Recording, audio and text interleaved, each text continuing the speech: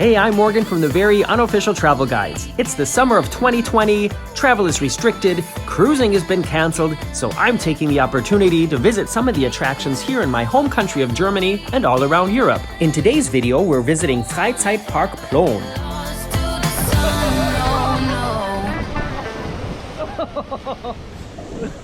Welcome back to the road. We are on our way to another small-ish German amusement park called Freizeit Park Plohn. So it just basically means like Fun Park Plohn, which is the name of the city that it's in. And one thing that makes this park special is it has one of only 5 wooden roller coasters in the entire country of Germany. So I'm looking forward to that, although a lot of times wooden roller coasters nowadays, they're like, for me, I can ride them once and then I'm done, because I don't know if I'm just getting old or if they're getting rougher, but they hurt my neck, and it's just not, I don't like to get off of a ride and be like, ugh, you know what I mean? But if you've ever wondered what Freizeit Park Plohn, or a smallish German amusement park looks like, well, it looks like this.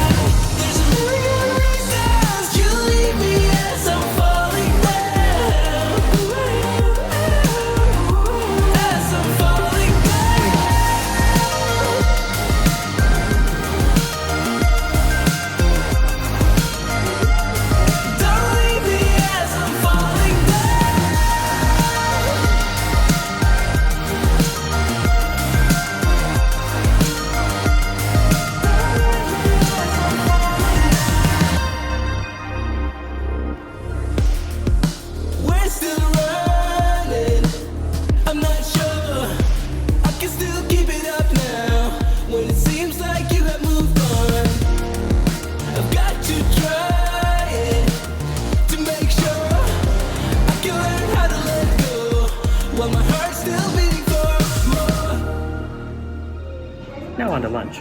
I got a kid-sized pizza, which is still, you know, it's about the size of one piece of pizza.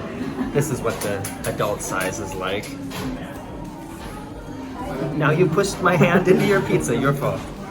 And I got a Radler, which is like a shandy. It's a beer mixed with like 7-Up. And that all came to $6.40. And one thing to note is the park only takes cash. You cannot pay with a card. So we're gonna eat now and then go do this.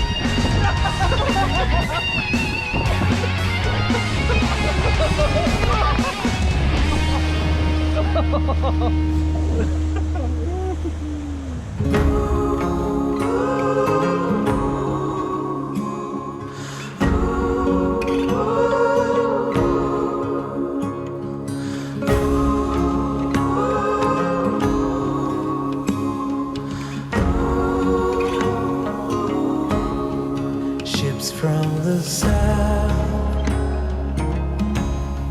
storming along the shoreline. Those who arrived came here with nothing more than dreams of a brighter sun that could make their shadows run.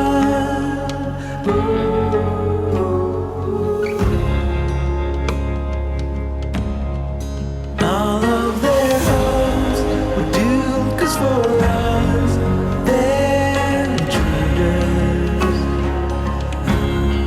and all of their high thoughts. And we survived Freizeit Park Plohn. And I wanted to tell you guys some things that are fresh in my head before I forget. So we're on the achterbahn on the way back to Munich. I really liked the park. It really surprised me. There was a lot more to it than I expected, and some interesting theming elements, some really like charming, old-fashioned, probably things that have been sitting around there for quite a while, like animal stalls and buildings that were built a long time ago. Well, like maybe 20, 30 years ago or something like that. One interesting thing about the operations in the park is we have, it's the end of July 2020, so you guys know what's going on in the world, and in a lot of places, theme parks aren't even open at all. And then other parks around the world, like the Disney parks and the Universal parks, they're being forced to hold really strict measures as far as where and when you have to wear a mask, how far you can stand apart from each other, what attractions are allowed to be open,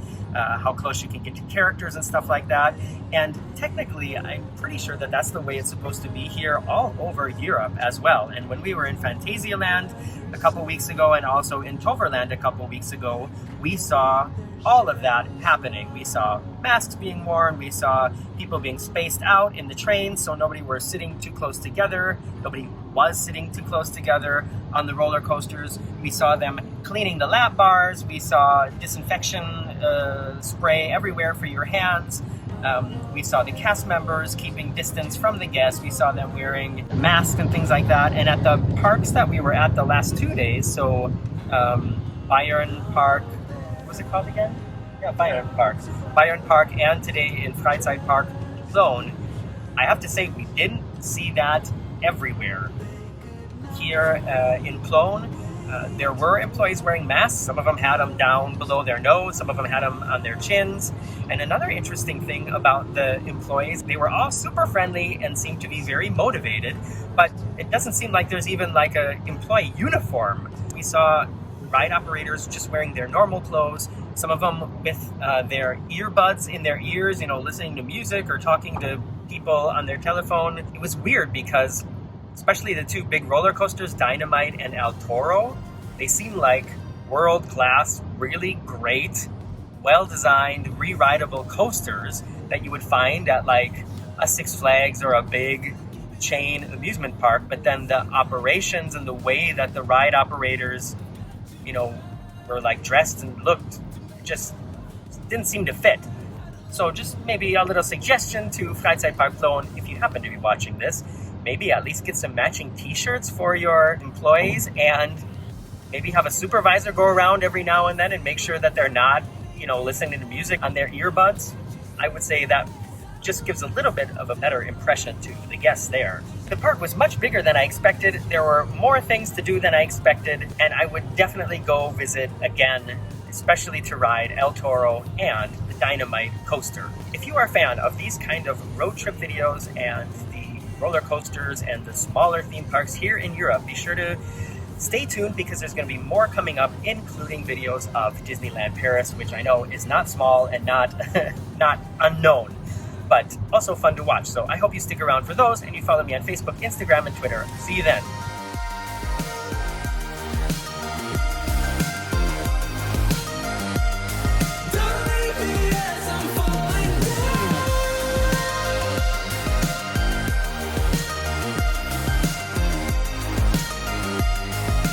And I got some ice cream in a cone.